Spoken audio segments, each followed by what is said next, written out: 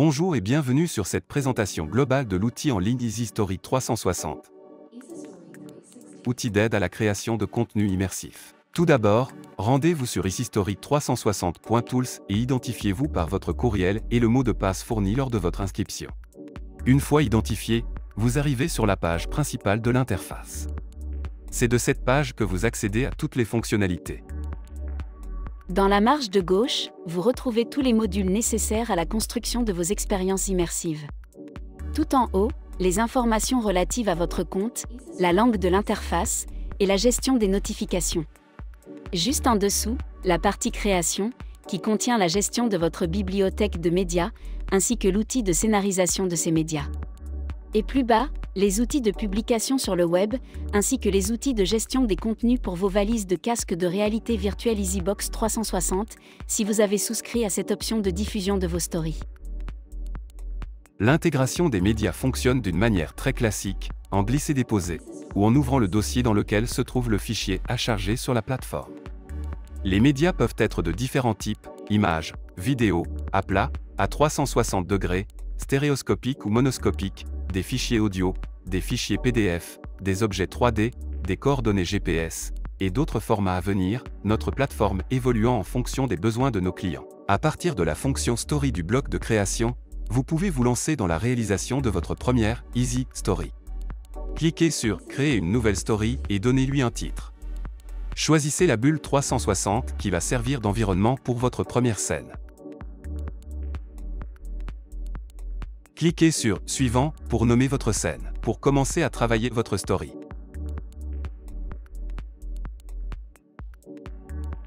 L'écran de travail se découpe en 4 zones. La marge de gauche, qui va lister toutes vos scènes.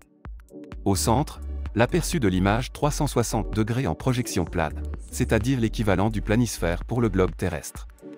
À droite de l'écran se trouve la zone de gestion des événements. Le bouton situé en haut à droite permet d'insérer texte, images, diaporamas, vidéos, audio, liens vers l'extérieur de la scène, consignes pour préparer un quiz, et tous les éléments relatifs à ce quiz, questions à réponse unique, à choix multiples, questions ouvertes, objets cachés dans la scène, et enfin les résultats obtenus par l'utilisateur. Sous l'image, se trouve la ligne temporelle, c'est un outil d'organisation des interactions, servant à montrer, cacher, ou encore déclencher automatiquement certains événements en fonction de la progression de la scène dans le temps. Ajoutons une interaction simple, de type image. Un clic sur le bouton d'ajout permet de dérouler le menu et choisir le type d'événement. Le pictogramme interactif apparaît au centre de l'image, vous pouvez évidemment le déplacer à l'endroit qui vous convient, la grille peut vous aider à vous repérer dans la bulle 360. Dans la marge de droite, nous pouvons aller éditer notre nouvel objet. Un clic permet d'entrer dans la fiche détaillée du nouvel objet image. Donnons un titre à notre pictogramme. Nous garderons ici un déclenchement au clic. Notez que nous aurions pu choisir de faire apparaître l'image non pas au clic, mais directement à un instant donné dans la scène en choisissant de gérer par la ligne temporelle. Pour le détail de toutes les options d'interaction, vous pouvez suivre nos vidéos de tutoriel, insertion d'objets. Choisissons l'image objet de l'interaction. À la fermeture, tout est sauvegardé et votre nouveau point est listé directement dans la ligne temporelle.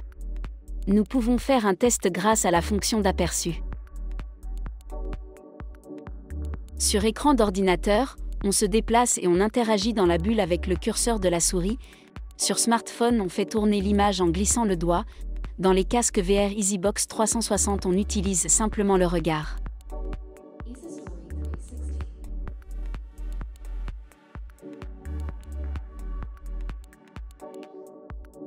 Voyons aussi comment changer de scène dans une story. Pour ce faire, ajoutons une autre scène. Choisissons une bulle 360 et un titre. Retournons ajouter une interaction pour passer d'une scène à une autre. Un clic sur le bouton d'ajout, puis on choisit l'option lien vers une autre scène. On positionne le point interactif au bon endroit.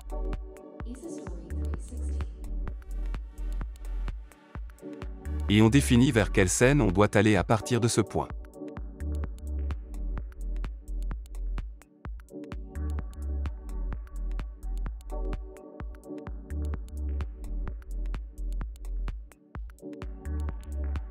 Testons dans l'aperçu.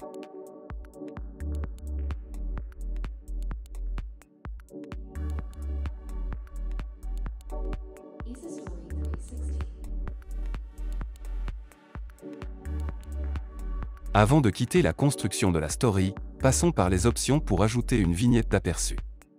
Les autres fonctions sont détaillées dans d'autres tutoriels. Il ne reste plus qu'à aller publier la story sur le web, et aussi pour votre valise EasyBox 360 si vous avez souscrit cette option. Notez que la story destinée au web peut être protégée par un mot de passe, ou publiée sans restriction de partage.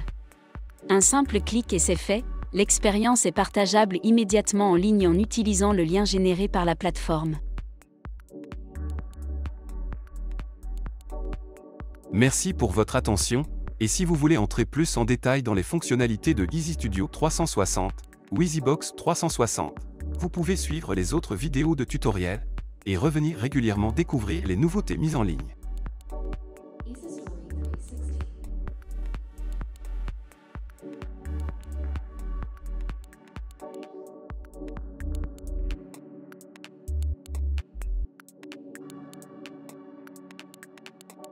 EasyStory 360.